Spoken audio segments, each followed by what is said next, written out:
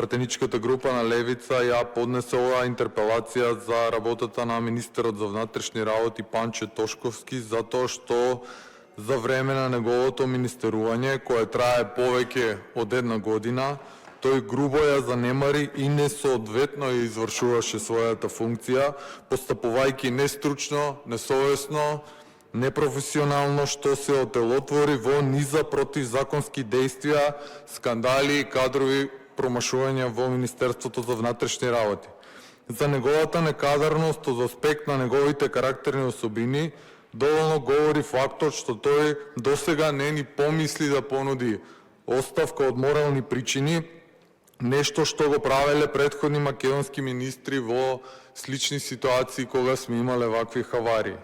Интерпелацијата ја темелиме на 10 основи, од кои 5 се поврзани со трагедијата во Кочани, а останатите 5 се промашувања и непрофесионални действија кои не се поврзани со Кочани. Првиот основ е немањето никаква контрола врз дискотеката Пулс, што е изречито законска обврска на Министерството за внатрешни работи. Настанот во Кочани резултираше со повеќе од 60 починати и 200 повредени и истиот на површини изнесе недозволиви и сериозни системски пропусти од страна на институциите и органите кои имаат законска надлежност да го регулираат, надгледуваат и контролираат работењето на угостителски објекти од таков тип, особено во однос на безбедноста на јавните настапи и настани и употребата на пиротехнички средства.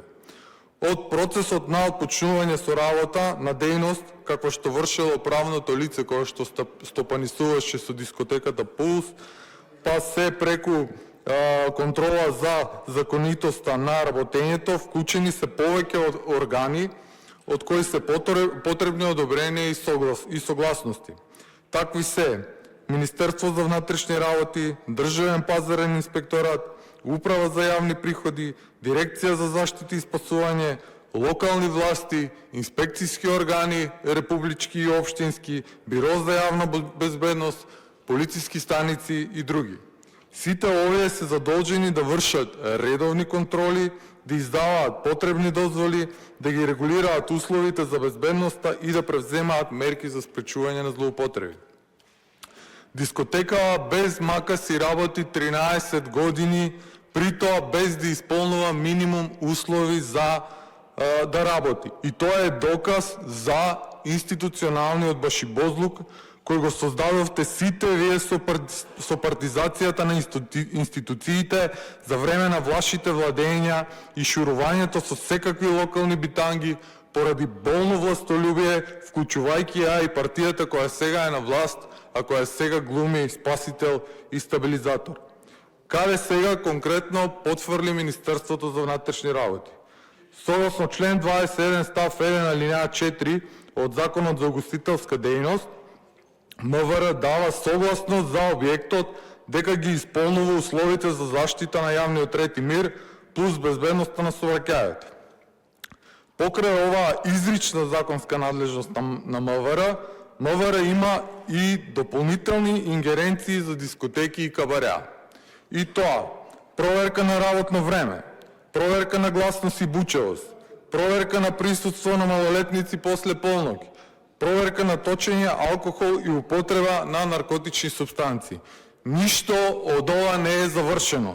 Да беше завршено, дискотеката немаше да постои. Дополнително, аргумент за одговорност на министерот Панче Тошковски е тоа што фалсификат лиценцата за диско клубот е од време на неговото министерување. Особено сомнителен е моментот што во истрагата се вклучени речиси сите бивши функционери од Министерство за економија, Државен пазарен инспекторат и други органи, но симптоматично не се вклучени актуелните носители на функции од овие институции, вклучувајќи ги одговорните лица од МВР, со исклучок на бившиот градоначалник на Кочани. Сите они не презеле на времени соодветни мерки и пропуштиле да истражат и санкционираат неправилности во работењето на дискотеката. Конкретно ова се однесува на одговорните лица во ОВР Кочани, СВР Штип и Бирото за јавна безбедност. Во јавноста протекоа информации за пријави за нарушување на јавниот ред и мир од страна на дискотеката Пулс, доставени до ОВР Кочани и СВР Штип. По нив не е постапено што е спротивно на законот за полицијата. Потука нејасно и индикативно е изоставањето од истрага на актуелната началничка на ОВР Кочани, Марија Цветановска-Маневска, и началникот на оделот за криминалистички работи во Кочани, Томо Донев. И двајцата се повеќе од година дена на функција, а последниот, Томо Донев, има и слики во штабот на ВМРО ДПМН во Кочани. Понатаму, прерипани се и одговорните лица кои требало да водат евиденција за давање на одобрение за употреба на пиротехнички средства. ОВР Кочани требало да реагираат доколку не постоело одобрение за употреба на пиротехника. Од социјалните мрежи видовме дека од дискотеката Пулс пола Македонија знаела дека се употребуваат пиротехнички средства, освен ОВР Кочани кои биле должни да преземат службени действија, а таа должност произлегува од Законот за прекршоци против јавниот ред и мир, член 31, 32 и 37 и член 33 од Законот за промет на експлозивни материи.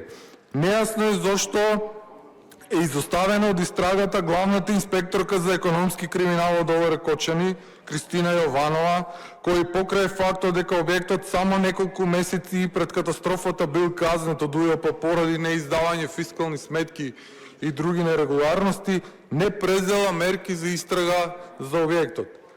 Не слушнавме и дали сме наводителот во полицијата Комната ног, Драган Петрушевски е дел од истрагата, сме наводителот не презел мерки за контрола на објектот и за обезбедување на јавниот ред и мир, па во објектот се нашли еден куп малолетници.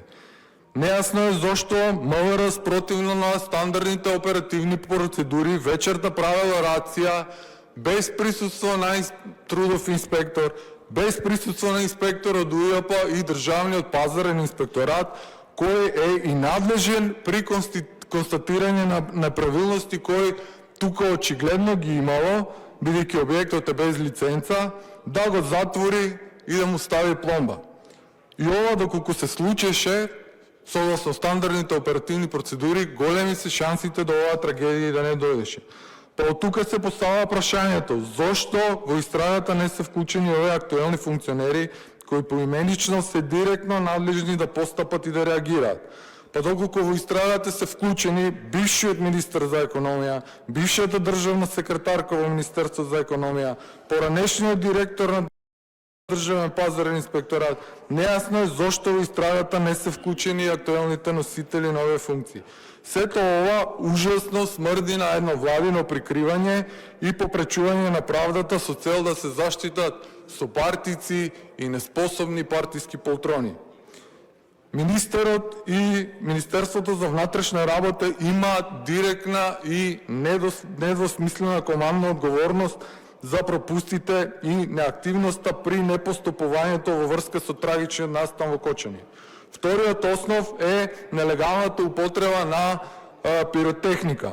МВР има широки и ексклузивни надлежности да врши целосна контрола и евиденција во однос на пиротехничките средства во Македонија. Според Законот за заштита од експлозивни материи, член 41, МВР има законска обврска да води евиденција за издадените одобренија и за набавка на пиротехнички средства. Согласно член 33 од Законот за промет на експлозивни материи, МВР е властено да контролира и забрани на тамошно ракување со пиротехнички средства од лица кои што не се соодветно оспособени и лицензирани.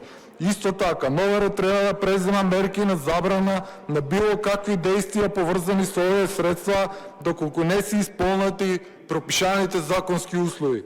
При несреќа или незаконска употреба на вакви средства, МВР е должно да почне истрага, да издаде забрани и да одземе пиротехнички средства од неовластени лица. Од медиумите и социјалните мрежи видовме дека од дискотеката во Кочани и на претходни настани била користена пиротехника, отворени огневи и други запаливи материи. но непознато е дали МВР има евиденција за издадени одобренија за набавка и употреба на вакви средства во објектот. Доколку немало барање за употреба на вакви средства, МВР требало да постапи по допрен глас согласно член 33 од Законот за промет со експлозивни материи, при што морало да забрани употреба на пиротехнички средства. МВР буквално не презело ништо.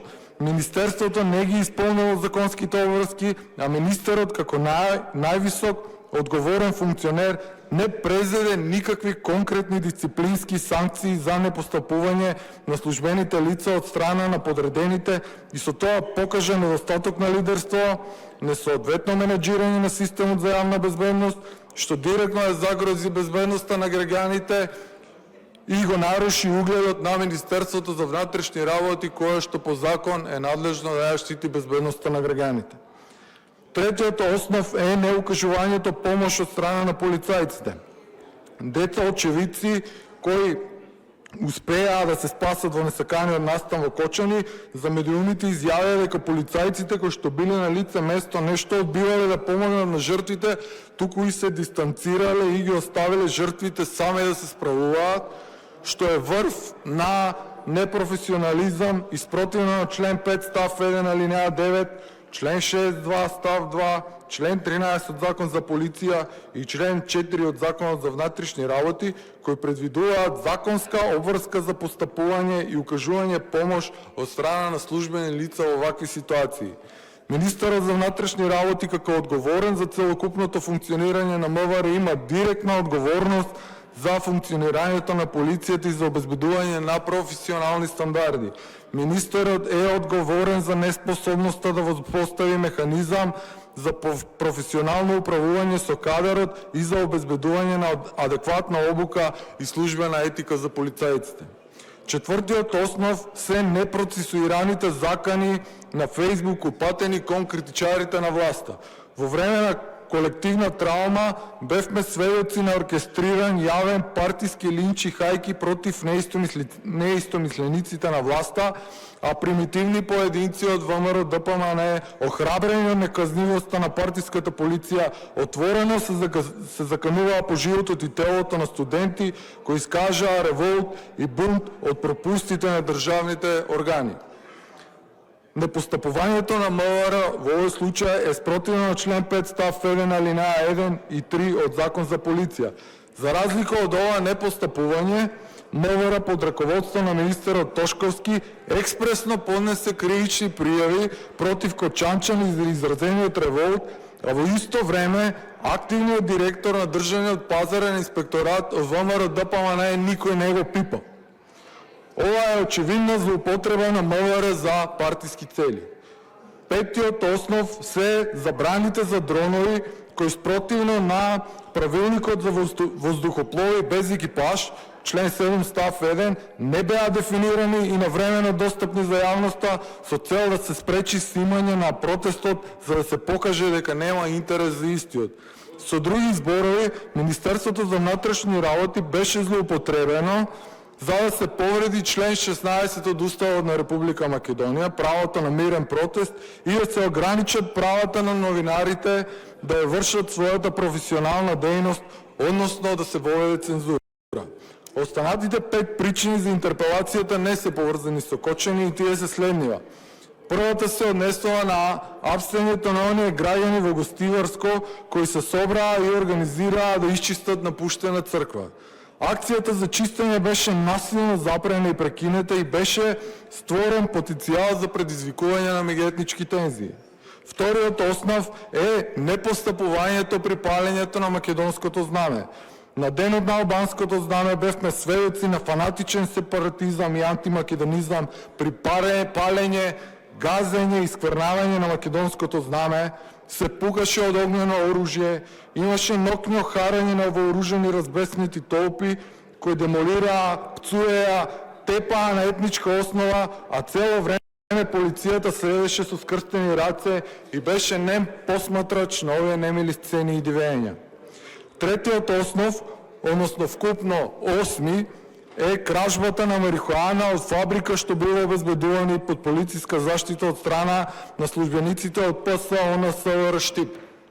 Ова покажува дека безбедноста на граѓаните е загрозена дури и таму каде што се под директна заштита на МВР. Што останува за безбедноста на граѓаните таму каде што не се под директна заштита на полиција. Предпоследниот основ се однесува на скандалот со телохранителот на премиерот, кој одава тајни документи со ниво на класификација службена тајна за пари на мафијаш, припадник на картел. Ова е показател за неефикасноста на системот за правилно селектирање и профилирање на кадри во МВР, што го девалвира угледот на МВР и ја доведува во прашање способноста на МВР да го заштити државниот врв. Последен основ е катастрофалната кадрова политика исполнета со непотизам и кронизам. Сведоци сме на примери на вработување и именување во МВР на лица со сомнителен кариерен развој. Така Сашо Петрушевски, кадар на знам, кој беше обвинет за местење тендери и финансиски злоупотреби, кој дур директоруваше од државни предпријатија, беше тужен од страна на вработени за мобинг и за психичко малтретирање, сега е назначен за државен секретар на МВР. Оливер Дерковски, кој беше поврзан со финансиски малверзации и злоупотреби во ДИК, стана советник на министерот Тошковски. Министерот Тошковски го вратил на позиција командир на полициското оделение во Ропотово, контроверзниот командир кој стана познат на јавноста по објавено видео како неовластено пукал автоматска пушка, предизвикувајќи општа опасност по безбедноста на непосредно затекнатите граѓани. Ова се партиско криминални шеми на вработување или како до сега и истите не се во согласност со декларирањето на министерот ко противник на криминалот и непотизмот. Се на се министерот Тошковски покажа дека не е кадарен да раководи со МВР ниту во услови, условно кажано мирни услови, ниту во криза, дека не е способен да гарантира уставно предвидената безбедност на граѓаните, не го гарантира квалитетот и ефикасноста на службите и е лично одговорен за пропусти кои не смеат да се допуштат од страна на МВР. И затоа ги повикувам колегите пратеници да гласат за оваа интерпелација. Благодарам.